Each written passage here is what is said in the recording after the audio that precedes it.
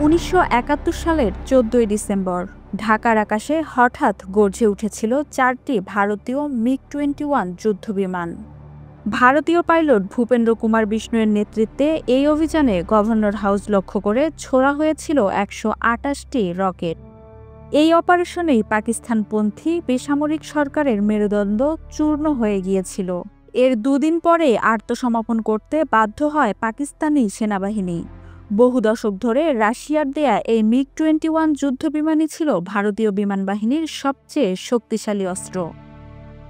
এবার সেই যুদ্ধবিমানকে অবসরে পাঠানো হচ্ছে। আগামী ১৯ সেপ্টেম্বর শেষবারের মতো আকাশে উড়বে এই যুদ্ধবিমান।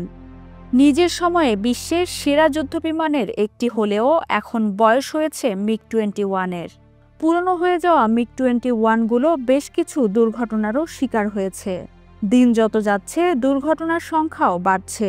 ভারতীয় সরকারি তথ্য অনুযায়ী আজ পর্যন্ত অন্তত ৫০০টিরও বেশি মিগ-21 বিধ্বস্ত হয়েছে। নিহত হয়েছেন ১৭০ জন, পাইলট সহ ২ শতাধিক মানুষ। তবুও ভারত এতদিন ধরে এই পুরনো মডেলগুলো উড়িয়ে চলেছে। অবস্থা এমন দাঁড়িয়েছিল যে এই যুদ্ধবিমানের নাম হয়ে গিয়েছিল কফিন মেকার বা উইডো মেকার। একটা সময় পর্যন্ত আকাশ শাসন করলেও এই যুগে এসে মিগ-21-এর কার্যকর কোনো অস্ত্র নয়।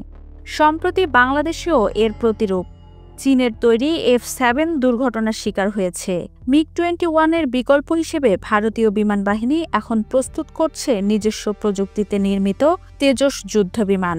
২০২৭-২৮ সালের মধ্যে হিন্দুস্তান অ্যারোনটিক্স লিমিটেড ভারতকে ৮৩টি তেজস বিমান সরবরাহ করবে।